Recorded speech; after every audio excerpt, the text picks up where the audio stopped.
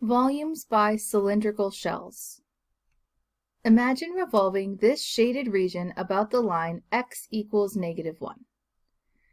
Here is my axis of revolution, x equals -1, and I want to rotate the region underneath this parabola and above the x-axis.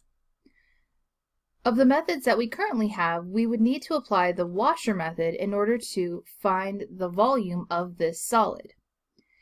The washer method would require us to write the equations for the right and left side of the parabola in terms of y. Now, in looking at this quadratic equation, in order to solve for x, that would require me to actually complete the square. So I'd have to complete the square in order to write this equation in terms of the variable y. And so I would need to split this into two different functions here in terms of the variable y.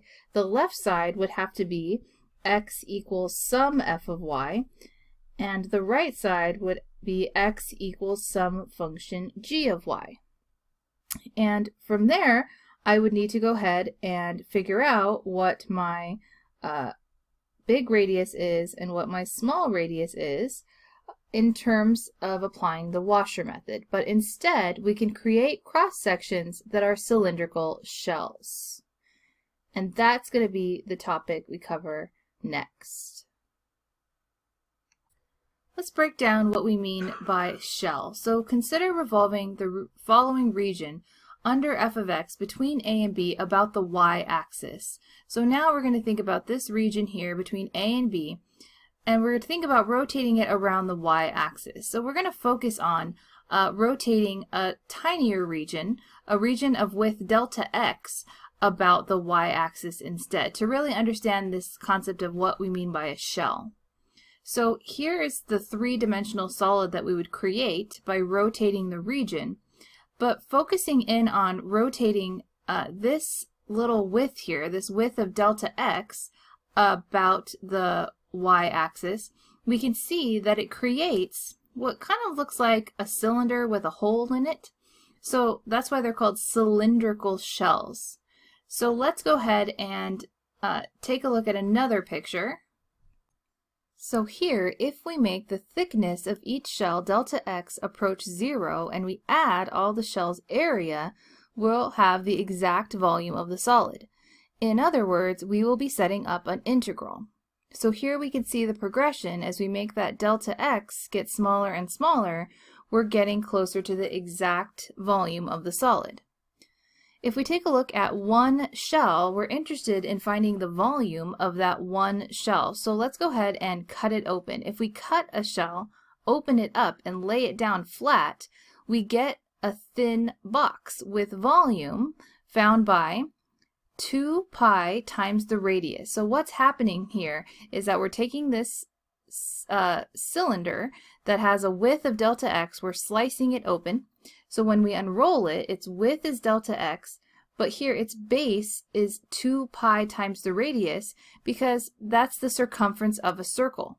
So this circle here has this radius r, so the base of this box would be 2 pi times the radius. And then we'd also need its height. So the thin box has a volume 2 pi r, 2 pi times the radius, times the height, times delta x. That's the same as finding the volume of this cylindrical shell with width delta x. But what we're trying to do is we're making the number of shells go to infinity, and then the shells become infinitely thin. So a finite sum of approximating volumes becomes an infinite sum that gives the exact volume using integration. So here we're taking the limit as n approaches infinity of the sum of I equals 1 to n, so n is that number of shells. We're making the number of shells go to infinity because then they're becoming infinitely thin here. So this is the formula for the area of one of these shells when it becomes infinitely thin. So 2 pi times the radius as a function of x times the height as a function of x, delta x. But as this becomes a definite integral, we're going to integrate from a to b 2 pi times r of x times h of x dx. So this is going to give us our exact volume of the solid. So let's go ahead and look at the formalized idea. The volume of a solid of revolution using cylindrical shells when we revolve about a vertical line x equals k. So we need f of x to be continuous and defined on a to b. Then the volume is obtained by revolving the region about a vertical line is given by, so the volume is still equal to the integral from a to b of the area function a of x dx, but the area function this time is the area of a shell. So the shell is 2 pi times the radius as a function of x times the height as a function of x. So here I can pull the 2 pi out and be interested in finding the shell radius and the shell height as a function of x. So if I match it up with what we have over here, we're imagining this part right here is our f of x. This is what we want to rotate around the y-axis from a to b. So here's my a and here's my b. So here's one shell that we can see, and what we need is we need a way to represent the radius and the height of that shell as a function of x. So the radius of that shell is going to be just x. We pick some generic x value here. So since I'm, in this case, rotating around the y-axis, this distance, right minus left, would be x minus 0.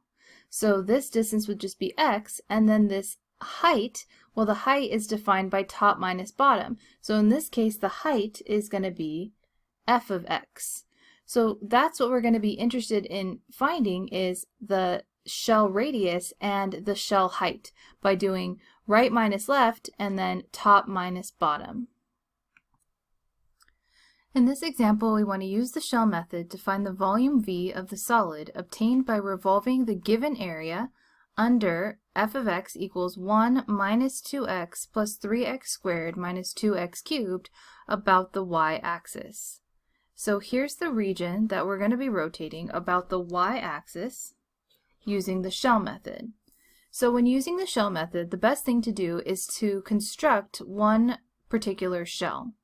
So my region extends from 0 to 1, and I want to pick any random x value over that interval to construct a shell. So here's an x that's been chosen, and we're going to go ahead and sketch one shell at that x. And using that shell, we're going to find a way to represent the radius and the height as a function of x so that we could apply this formula. So the radius of this shell would be found by doing right minus left. So this is x minus 0 because we're rotating around the y-axis. So this is just going to be x minus 0. And then here, the height of this one shell can be found by doing top minus bottom, which is just f of x minus 0.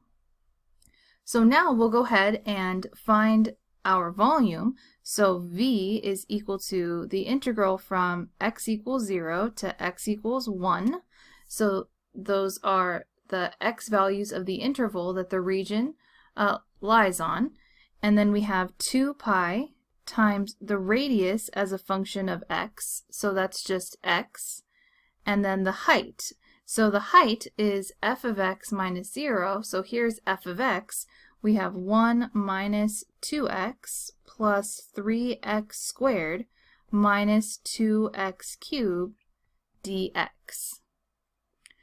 So now we can go ahead and evaluate this to find our volume. So I'm going to pull the 2 pi out, and I have the integral from 0 to 1. I'm going to distribute in this x, so I'm going to have x minus 2x squared plus 3x cubed minus 2x to the 4th dx. Then I'll find the antiderivative, so I have 1/2 x squared minus 2/3 x cubed plus 3/4 x to the 4th minus 2/5 x to the 5th, evaluated from 0 to 1. and then we'd plug in 1 to every x, and then plug in 0 to every x, which will just give us a 0. So really, we just need to plug in 1. So we'll have 2 pi times 1/2 minus 2/3 plus 3/4 minus 2/5. So skipping all the arithmetic, that's going to be 2 pi times 11 over 60, or 11 pi over 30. And since this is a volume, it would be units cubed. In this example, we're going to use the shell method to set up an integral that's needed to find the volume of the solid obtained by revolving the area under f of x equals 3x minus x squared, and above the x-axis about the line x equals -1. So here is our axis of revolution, and we want to rotate this region here using the shell method. So we're going to pick an x value over the region that we're trying to rotate. So I'm going to pick some generic value x to create my shell. So my shell here is going to go ahead and extend to the function, and is going to look like this cylinder, the cylindrical shell. So now it's a matter of figuring out what the radius and the height of this shell are in terms of x. So now I'm going to go ahead and think about, well, the radius here would be right minus left. So I'm going to go from my x value to the axis of rotation, which remember was -1. So right minus left, this would be x minus -1, or x plus 1, is the radius. And then my height would just be top minus bottom here, so that would just be f of x, or 3x minus x squared. And now we're going to go ahead and substitute this into our shell method formula. So volume is going to be equal to the integral from x equals, now the x values extend from 0 to 3 over the region we're rotating. So I have x equals 0 to x equals 3, 2 pi times the radius. Well, the radius was x plus 1, and the height was the function 3x minus x squared dx. So this is the setup of the integral that we would need in order to find the volume of the solid obtained by rotating this region about the line x equals -1. This was the first example we looked at, and applying the shell method didn't require us to write our function in terms of the variable y. Let's do another example. We're going to use the shell method to find the volume V of the solid obtained by revolving the area between f of x equals 9 minus x squared and g of x equals 9 minus 3x about the y-axis. And we're going to set this one up only. So here are my two functions, 9 minus x squared, this parabola that opens down, and then g of x, this line, 9 minus 3x. So this right here is the region that we're going to revolve. And we need to know the x values of the points of intersection here. So up here, this parabola, 9 minus x squared, well, we know that the y-intercept up here is 9. And here, if we set this equal to 0, we're going to get plus or minus 3. So our x-intercepts are going to be positive 3 and negative 3. And then we can see here that the regions intersect at the x value 0. So we're going to need those x values of the points of intersection to be our limits of integration. And then we're going to go ahead and set up our shell at some generic x value here in the interval. So here's my x. And I'm going to construct my shell right here at x, one sample shell. So that's going to be the height of my shell. And I'm rotating about the y-axis here. So I'm going to go ahead and try to create my one shell so that I can identify, well, what would its radius be and what would its height be. So now, let's go ahead and label that. So here, my radius would extend from 0 to x. So the distance here would be right minus left, so x minus 0. So I'm going to have x minus 0, which is just x. That's the radius. And the height right here, this little height, is obtained by doing top function minus bottom function. Well, the top function is the parabola, that's f of x. The bottom function is the line, that's g of x. So we have top minus bottom is going to be, in this case, f of x minus g of x.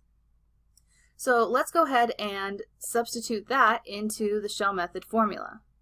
We have v equals the integral from x equals 0 to x equals 3 of 2 pi times x, so the radius was simply x, so 2 pi x, and then generically we have f of x minus g of x. So we'll start with that, f of x minus g of x, top minus bottom, dx. That's the height. And then here we'll go ahead and go a little bit further. So we have the integral from 0 to 3 of 2 pi x, and f of x is 9 minus x squared minus g of x, so minus 9 minus 3x dx. I would have to keep that inside parentheses here because this would distribute. So what we're going to have in its most simplified terms, we're going to have the integral from 0 to 3 of 2 pi x, and then here the negative 9 would cancel with this 9, so I'd be left with negative x squared plus 3x dx. So here this negative again distributes, so this became a positive 3x right here. So this is the integral that I would have to evaluate in order to get the exact volume. So we could take out the 2 pi, distribute in the x, and apply the fundamental theorem of calculus, but we were just going to set this one up only. In this example, we're still going to rotate that same region trapped between the parabola and the line, but this time about the line x equals 4. So here we have our x values of the points of intersection were 0 and 3, and then our axis of revolution is over here at x equals 4. So this time we're going to go ahead and construct our shell again at some x value. So I'm going to pick some x value. Here is the height, and here is my completed shell. So now I'm interested in finding what is the radius and the height of this shell. So we said the height over here is still top minus bottom. So the height here is still f of x minus g of x. So what's different here is going to be the radius. So the radius is going to extend from 4 to x. So I'm going to do right minus left. So it's going to extend from x to 4, but in terms of distances, we do right minus left. So we're going to do 4 minus x here as my radius. So I'm going to go ahead and start to substitute that into the formula for the shell method. So I have that the volume is, again, the integral from 0 to 3 of 2 pi. My radius this time is 4 minus x, and my height is f of x minus g of x. So we simplified that already to be negative x squared plus 3x dx. So that was doing f of x minus g of x. So now we're actually going to evaluate this integral. So I'm going to go ahead and take the 2 pi, the coefficient out, the integral from 0 to 3, and then here I'm going to go ahead and distribute everything in. So I'm going to end up with 12x, and then I'm going to have minus 7x squared minus x cubed, plus x cubed, excuse me, dx.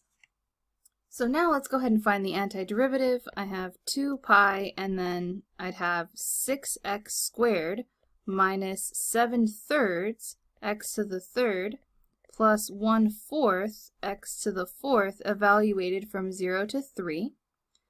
Well, we only need to go ahead and substitute in 3 because 0 in my polynomial will just give me 0. So here, if I substitute in 3, I'm going to end up with 3 squared is 9, 9 times 6 is 54, minus here, 3 cubed is 27, 27 divided by 3 is 9, so 9 times 7 is 63, plus, and here we're not going to get so lucky, so we have 3 to the 4th is 81. So I'm going to have this is 81 over 4. So here, simplifying some of the arithmetic, I'm going to have 2 pi times 45 over 4, or 45 over 2 pi. And then here we're going to have our units cubed because we have a volume. In this example, we're going to set up the integral needed to find the volume of the solid generated by revolving the region bounded by y equals the square root of x, y equals 0, which is the x-axis, and x equals 1 about the x-axis. So we want to go ahead and rotate this region here about the x-axis. And what I want us to first notice is that this would definitely be an easier problem to use just the traditional disk method. But we're going to go ahead and do this one using the shell method just to see an example of our shells instead being parallel to the x-axis instead of parallel to the y-axis. So here we're going to go ahead and construct a shell at this generic y value between our values 0 and 1 along the y-axis. So everything here needs to be in terms of y now. So here's my y value location where I'm going to construct my shell, and my shell is going to look like this, where now I'm interested in finding its radius and its height.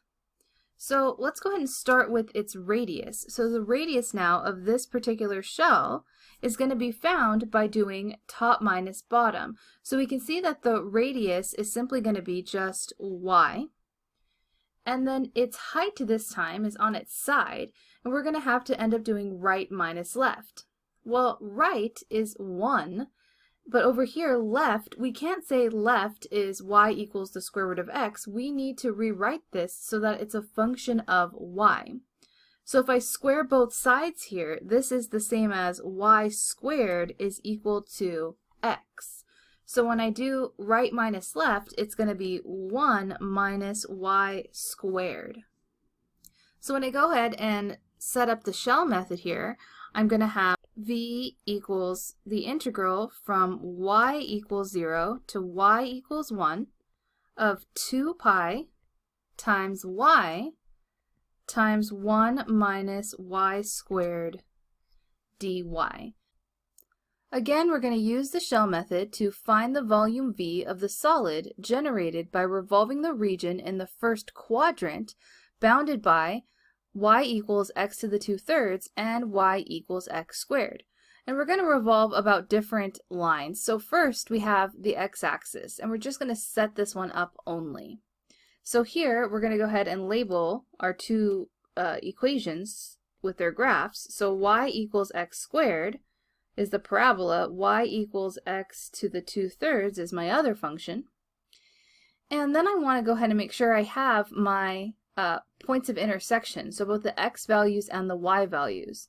So if I think about setting these two functions equal to one another, I'm setting x squared equal to x to the 2/3. And really, this can be done by inspection. So here, the values that would make the left side equal the right side are simply x equals 0, 1, and -1. So we can see that that matches up with the graph here. So we have -1, 0, and 1 are x values. And then to find the corresponding y values, we would just plug 1 into either function here. So that would, of course, give us +1. So that is my y value. And so now we're interested in rotating this around the x-axis using the shell method. So if I'm using the shell method here, I need my shell to be parallel to the x-axis. So I'm going to pick some y value here. So I'm going to go ahead and pick my y value, and then I'm going to sketch one shell at that y value. So I'm rotating around the x-axis here with my shell. And from here, I can go ahead and identify my radius and my height. So my radius here is going to be just y. So in this case, top minus bottom. And then my height is going to be right minus left. but everything has to be in terms of y. So I'm going to have to rewrite each of these functions to be in terms of y. So here, this first one, I'll go ahead and write it as y to the 3/2 is equal to x. So I'm raising both sides to the 3/2 to get x by itself. And then here, x is going to be equal to plus or minus the square root of y. So this piece, this side of the parabola, is going to have to be the positive version. So I'm going to go ahead and erase that whole thing. I'm going to say this is positive the square root of y because the other side is negative the square root of y, the other side of the parabola. So now here are our functions in terms of y, so we're going to have to do right minus left. So the right function was the parabola, that was radical y, so that's radical y minus this left function here, that's y to the 3/2. So let's just set up this integral. We're going to have v equals the integral from y equals 0 to y equals 1 of 2 pi times just y times the square root of y minus y to the 3/2 dy. So this is the setup that would give me the volume when rotating this region about the x-axis. All right, now let's use the shell method again. We're going to find the volume of the solid generated by revolving that same region in the first quadrant, but this time we're going to revolve it around the line y equals -1. So here's my region. I'll go ahead and sketch the line y equals -1, which is a horizontal line. And we already had that this was x equals the square root of y, and this was x equals y to the 3/2. And so let's go ahead and figure out what our radius and height are going to be for the shell, because if we're going to use the shell method, we're going to need a radius and a height. So we'll start by saying 2 pi, and our integral limits of integration are going to extend from 0 to 1. We also knew that from before. That was the y value of the point of intersection up there. So we're going to be integrating from y equals 0 to y equals 1. And then we need that height and that radius. So the height of the shell, I'll draw a sample height here, is going to be found by doing right minus left there. So that's the height. And then the radius this time is going to extend from this sample value, let's call it y here. So this is some y value between 0 and 1. And so we're going to go from that y value all the way down to the axis of rotation. So that's going to represent our r. So this right here is my radius. So top minus bottom, so we're integrating from 0 to 1. So our generic y value is the top. So y minus -1. So my r is going to be y minus -1, or that's y plus 1. So y plus 1 is my radius. And then, as I already mentioned, the height of my shell is going to be right minus left. So that's radical y, that's the right function, and the left is y to the 3/2. So I'll express radical y as y to the 1/2 minus y to the 3/2 dy. And from here, we can go ahead and integrate. So I'm going to distribute here before I integrate. So I have 2 pi, the integral from 0 to 1, and then here y times y to the 1/2, that's y to the 3/2, minus y to the 5/2. If I do outer, inner is y to the 1/2 plus y to the 1/2 minus y to the 3/2 dy. Y to the 3/2 cancels. So now we're just integrating these two terms. So I have 2 pi. I'll go ahead and put a parentheses here. This is going to end up giving me negative y to the 7/2 times 2/7, and then plus y to the 3/2 times 2/3, and that's evaluated from 0 to 1. It's nice because plugging in 0, we'll just get rid of these terms, so we're really just plugging 1 in. So what we're going to end up with is 2 pi times negative 2/7 plus 2/3. And so I have 2 pi, we'll need common denominators, which is 21. So we'll have negative 6 over 21, multiplying the top and bottom by 3, and then plus 14 over 21, multiplying the top and bottom by 7. So inside the parentheses, we have 8 over 21 times 2 pi. So a final answer of 16 pi over 21 as our volume.